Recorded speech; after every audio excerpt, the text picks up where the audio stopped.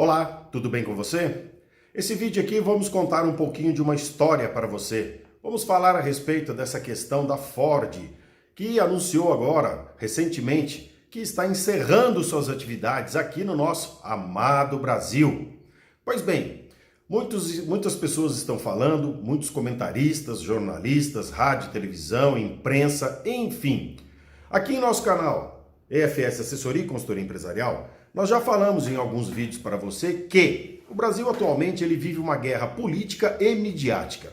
Pois bem, preste bem atenção nas informações desse vídeo aqui, que nós vamos contar para você realmente o que está por trás disto tudo, tá ok? E no final, óbvio, nós vamos tecer nossos comentários. Vamos voltar décadas atrás. Olha só. No ano de 1927, Henry Ford, o fundador da Ford Motor Company, ele esteve no Brasil porque ele não comprou, mas ele ganhou do governo brasileiro 14.500 hectares de terra à beira do rio Tapajós, na cidade de Aveiro, lá no Pará. E lá ele criou, sabe o quê? Um distrito, uma cidade chamada Fordlândia. Você nunca ouviu falar nisso? Pois bem, comece a anotar então as informações. Por quê? Os nossos vídeos são como aulas para você, onde você aprende. Então, Henry Ford ele veio para o Brasil, ganhou essa concessão de terras aí, o governo cedeu para ele, e o objetivo dele qual era? Criar ali uma cidade onde ele ia plantar em escala a seringueira, para que assim ele pudesse ter a borracha e extrair a borracha, já que neste período na Malásia, que também tem seringueiras, a produção de borracha lá era dominada pelos ingleses. E, óbvio, os ingleses que taxavam o preço da borracha no mundo. E a borracha ela é utilizada, inclusive, na indústria de veículos, como em outras indústrias. Pois bem, visionário que sempre foi, Henry Ford, então, veio aqui até o Brasil, conseguiu isso daí, e ele criou, ele iniciou lá assim a Fordlândia. Veja só, por navio ele trouxe dos Estados Unidos para cá as casas pré-fabricadas, moldadas, que era chegando aqui, eles montaram essas casas. Lá tem, pode procurar para você ver, Fordlândia. Inclusive 10 anos atrás eu tive a oportunidade de ver um documentário sobre isso, muito interessante, contaram direitinho toda essa história. Lá então foram construídas casas, alojamentos para funcionários.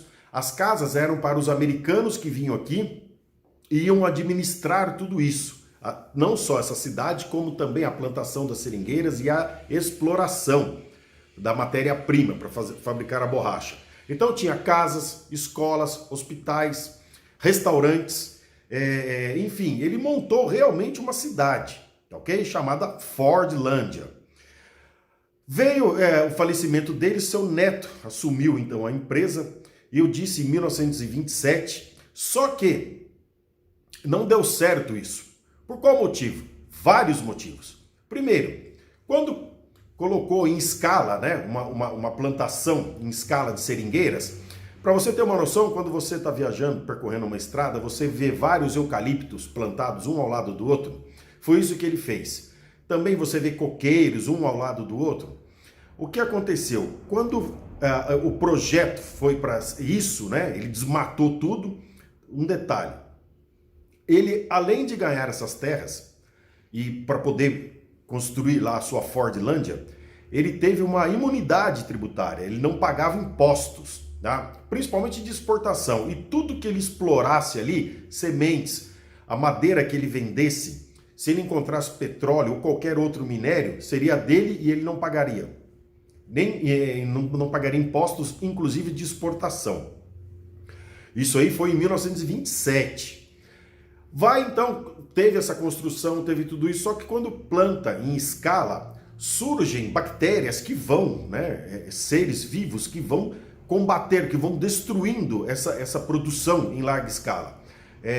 Isso daí tem, até a pessoa que planta laranja, banana, então sempre aparecem, né, micro-organismos que vão ali e acabam combatendo. E foi isso que aconteceu. A Fordlândia ela não teve a sua evolução.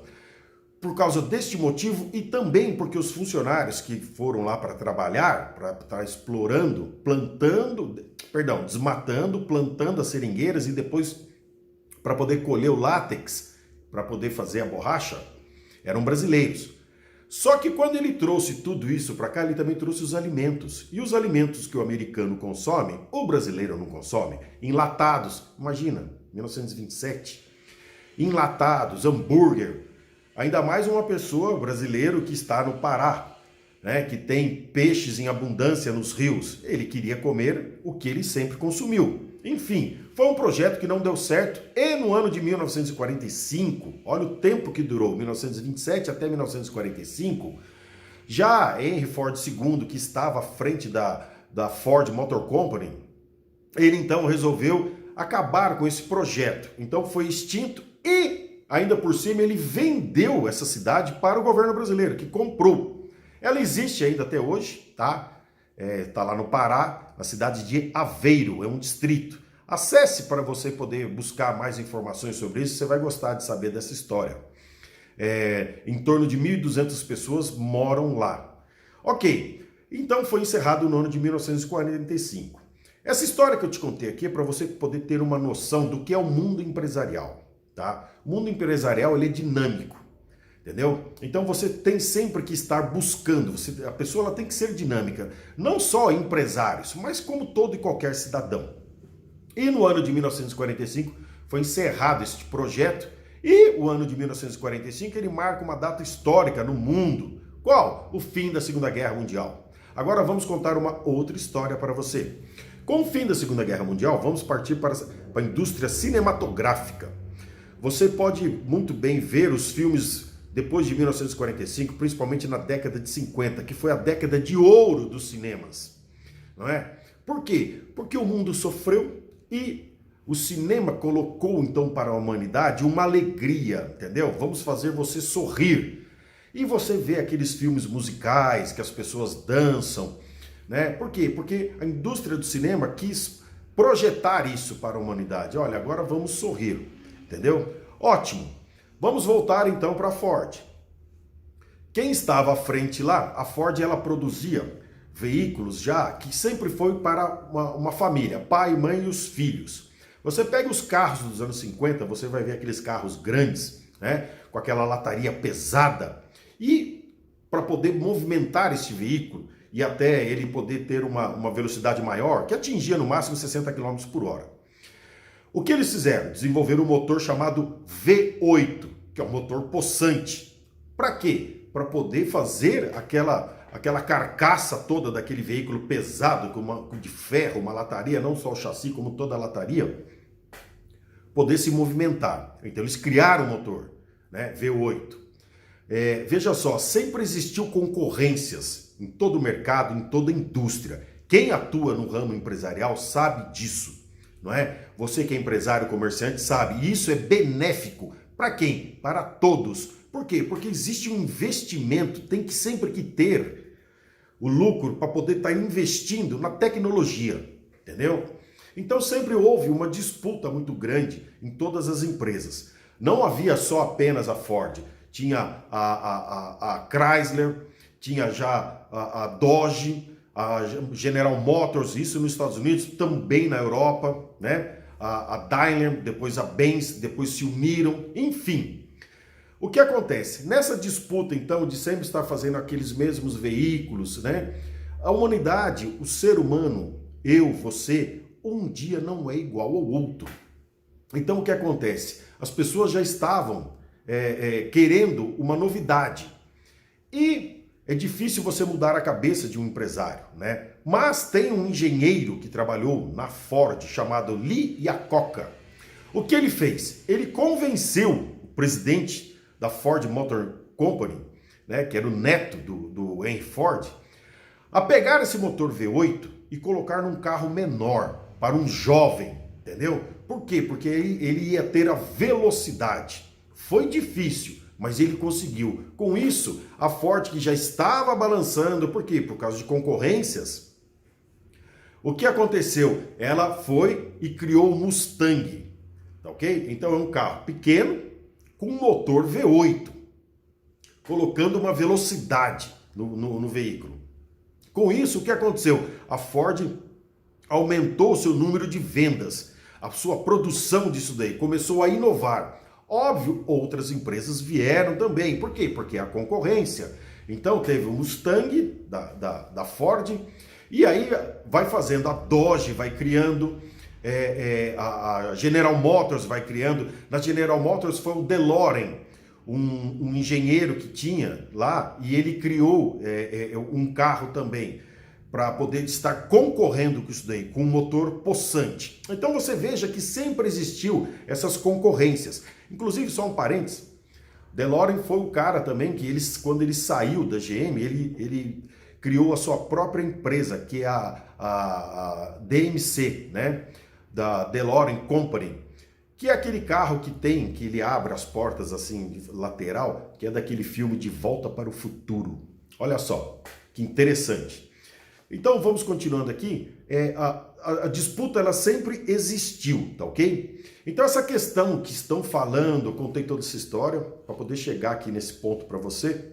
Essa história toda que estão falando, que a Ford está saindo, que está causando desemprego, que está acontecendo isso, que está acontecendo aquilo, e que a culpa é do governo, e isso. Gente, vou dizer agora para você o seguinte. Se você prestou atenção na história que eu te contei ontem, porque o vídeo ele é uma continuação, eu falei que existe a tecnologia. Tecnologia é para quem estuda, tá? O mundo é para quem faz acontecer. A pessoa que não faz acontecer é aquela pessoa que vive no muro de lamentação, que só chora, só reclama e quer depender do governo, o governo ficar mantendo ela, tá? Esse mundo é dos fracos, saiba disso. O que acontece? A tecnologia ela vai e avança. A Ford ela mandou um recado para o Brasil e ninguém está falando isso para você, tá? Ela mandou um recado. Veja só, vou falar para você que o Brasil ele tem potencial, só que o brasileiro não acredita. Anote bem esse nome aí, João Augusto Conrado do Amaral Gurgel. Foi um engenheiro brasileiro que no ano de 1969, na Avenida do Cursino, na cidade de São Paulo, capital, ele montou a sua própria empresa de veículos automotores, a Gurgel. Quando a Gurgel deixou de existir, alguém falou alguma coisa para você? Você reclamou, você lamentou, você criticou? Não. Aí tá teu erro. Por quê? Porque esse engenheiro Gurgel, ele foi pioneiro, ele foi um desbravador, ele enfrentou essas multinacionais porque ele colocou no Brasil carros bons, inclusive que não eram a lataria não era de ferro, era de fibra, e ele começou em 1969. Em 1979, se você não sabe, esse Gurgel, esse engenheiro, João Augusto Conrado do Amaral Gurgel, ele fabricou um veículo elétrico genuinamente brasileiro em 1979. Foi debochado, foi criticado, foi ridicularizado. Em 1979, ele produziu um carro genuinamente brasileiro movido a eletricidade. É esse o recado que a Ford mandou e você não enxergou. E ninguém vai falar isso para você. Por quê? Porque, como eu disse no início do vídeo, sempre existem disputas, tá ok? Então é necessário investir, sim, no estudo, tá? Nós sempre falamos aqui em nosso canal, o Brasil afundou o ensino público, afundou escola municipal, escola estadual, entendeu? Por quê? Porque não querem. E aí ficam falando bobagens. Então a Ford, o recado que a Ford mandou é simples. Gente, eu não avancei na tecnologia do carro elétrico. É isso que aconteceu, tá? E ela está recuando. Por quê? Porque, eu vou chegar lá. Por que ela está recuando? Porque ela não vai mais produzir veículo movido a combustível fóssil. Se você não sabe, a Europa e a América do Norte já decretou que a partir do ano de 2030 não terá mais carro movido a combustível fóssil. O que é combustível fóssil? Petróleo. Então, Europa e América do Norte, de 2030 em diante, não vai ter mais carro movido a combustível fóssil, petróleo, ou seja, gasolina e óleo diesel. Acabou. Ninguém falou isso para você, tá bom? Então a Ford ela não avançou nessa tecnologia. Infelizmente, Lee Iacocca faleceu. Ele faleceu porque ele era empreendedor, ele era visionário. Ele levantou a Ford por várias vezes. Aí quando a Ford achou que não precisava mais dele, anote o nome, Lee Iacocca. Quando a Ford chegou e achou que não precisava mais dele, a Ford demitiu ele. Sabe para onde ele foi? Para Chrysler.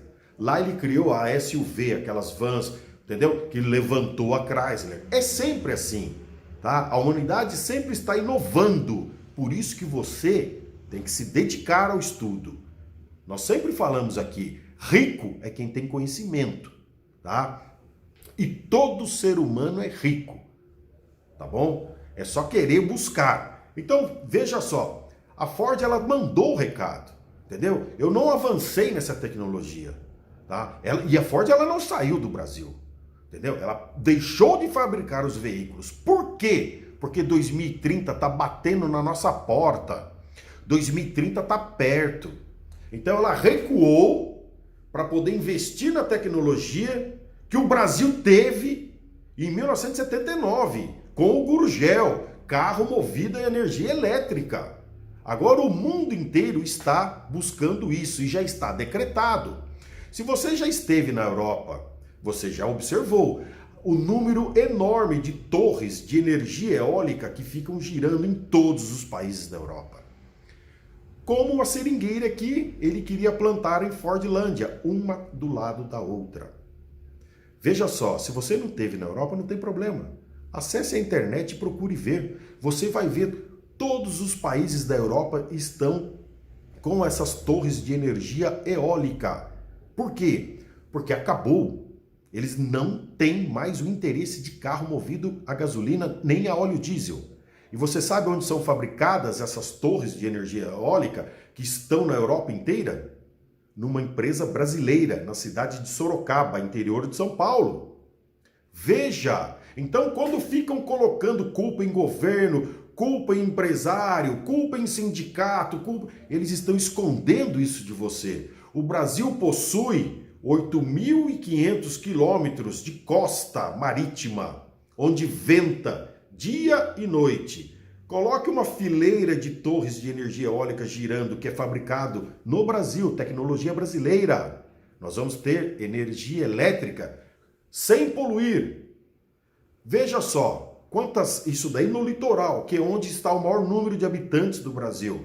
Entrando para o interior do Brasil, nós temos a Serra da Mantiqueira, a Serra do Mar, que lá em cima venta, né? Nós temos quantos lugares que não existe a possibilidade de estar colocando essas torres de energia eólica. Por quê? Porque o Brasil está ficando para trás. Esse é o recado que a Ford mandou.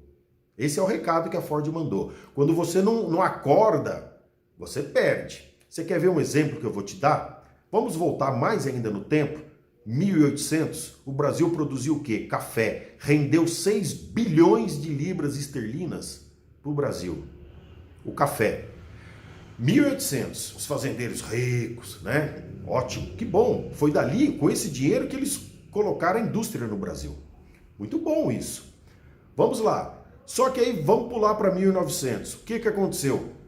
Outros países começaram a produzir café e ter um café melhor do que o nosso. O Brasil começou a ter concorrente. O que aconteceu? Começou a afundar. Vários fazendeiros faliram. E outros que quiseram o quê? Principalmente em 1920, 1930, eles exigiram que o governo federal comprasse o café deles pelo preço que eles quisessem, tá? Porque para eles venderem no mercado estrangeiro, internacional, eles não tinham mais preço, o preço estava baixo, eles iam perder dinheiro. E o governo brasileiro fez isso. Ele comprou, estocou e ele não conseguia vender. O que aconteceu? Apodreceu o café e perdeu. É o que vai acontecer. Ou o brasileiro acorda, enxerga e para de ser o bobo da corte, né? E começa então a pensar isso e exigir. Energia eólica não polui. Aí ficam falando, vou cutucar aqui todo mundo. Me desculpa, tá? Se você quer ser um consultor empresarial, você tem que estudar muito. Você tem que saber o que está acontecendo no mundo, entendeu? E não na rua da sua casa. Essa é a diferença. Falam muito, né, da Petrobras no Brasil, porque a Petrobras é nossa, não pode privatizar. Posso te falar uma coisa? 2030 tá batendo na tua porta. 2030, América do Norte não quer mais carro movido a gasolina, nem a Europa, nem a diesel. Entendeu? Eles estão comprando as torres aqui do Brasil, fabricadas aqui no Brasil, para produzir energia eólica. E o Brasil não. Entendeu? E a Petrobras, que valor que ela vai ter? Ah, não, mas o petróleo ainda faz outros produtos. Faz, eu também concordo, o querosene. O avião precisa, o helicóptero precisa. E daí, é suficiente? Ah, não, mas faz o plástico também. Faz o plástico, só que o plástico também já está acabando. Não tem mais. Entendeu? Então essas pessoas que ficam aí falando, principalmente político, né? Político, sindicato, falando que a Petrobras não pode ser privatizada porque a Petrobras é nossa. Entendeu? Contei para você a história do pessoal do café. Olha só, não, o café é nosso. Né? Ô governo, agora compra o café meu aí porque eu não consigo vender lá fora, que ninguém quer comprar meu café. Entendeu? Olha a quebradeira que vai dar. É a mesma coisa a Petrobras. Então, quem está falando isso daí, você pode saber, é porque a Petrobras é uma mãe. Ela é uma mãe para quem é parente de político, que arruma um cargo para ele lá dentro, ganhando 60 mil por mês, e ele ainda aposenta com isso daí, sem nunca ter pisado dentro da Petrobras. Essa é uma verdade. Então, veja, preste bem atenção. Essa questão da Ford, tá? Primeiro que ela não saiu do Brasil. Ela está deixando de fabricar veículos porque ela não tem a tecnologia ainda para entrar no veículo elétrico. Dá uma olhada na Tesla. Você já ouviu falar dessa empresa que tá? Vê a cotação dela em qualquer bolsa no mundo inteiro. Como que tá? Ela tá aqui em cima. Ela tá aqui em cima. Por quê? Porque ela está avançando e muito no carro movido a energia elétrica, que o Brasil construiu em 1979. Então o Brasil ele tem tecnologia para isso. Então o brasileiro ele precisa enxergar, tá? Ter uma visão total do que está acontecendo, entendeu? Para ele poder se manifestar. Você tem que ter olho clínico. Esse vídeo aqui está contando para você quantas histórias. Falamos para você da Fordlândia, falamos para você do Lee Iacocca, do DeLorean. Você quer saber de uma coisa? A marca Shell, posto de gasolina Shell, aquele formato de uma concha. Por quê?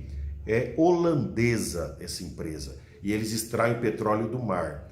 Entra aí para você ver, agora chama Países Baixos. Essas torres de energia eólica, eles já colocaram no oceano. Entendeu? Eles já colocaram no oceano, porque a extensão territorial lá da Holanda ela é pequena. 400 quilômetros você cruzou o país inteiro. Eles foram para dentro do oceano e colocaram. Lá está girando energia elétrica, que não polui. E nós estamos aqui até agora parados, e ninguém está falando isso. E depois lá na frente, não, a Petrobras ela é nossa, a Petrobras ela é nossa. Aí a Petrobras vai produzir petróleo e vai falar para o governo, ninguém quer comprar mais petróleo, nem gasolina, nem diesel. Então você compra de mim e estoca. Para quê? Fala para mim. Só se for para o brasileiro começar a beber gasolina, beber óleo diesel, entendeu? Está tendo, a humanidade ela evolui, tá? É isso que você tem que ter uma consciência. Entendeu? Você tem que ter uma visão total do que está acontecendo. E não ficar vendo aquelas pessoas que com interesse, tá? O Brasil vive uma guerra política e midiática. A pessoa quer acusar um outro para tomar o poder do outro. Entendeu? Em contrapartida, quem paga o preço é você, minha amiga, meu amigo. Vou encerrar esse vídeo aqui agradecendo a sua atenção. Saiba, se você quiser saber seus direitos como um consumidor, você que comprou um consórcio da Ford, um financiamento, ou você tem um veículo da Ford, assista nosso outro vídeo, tá bom? Foi um prazer estar aqui com você, lhe desejamos muito sucesso e pedimos que você veja tudo com olho clínico, tá ok? Forte abraço!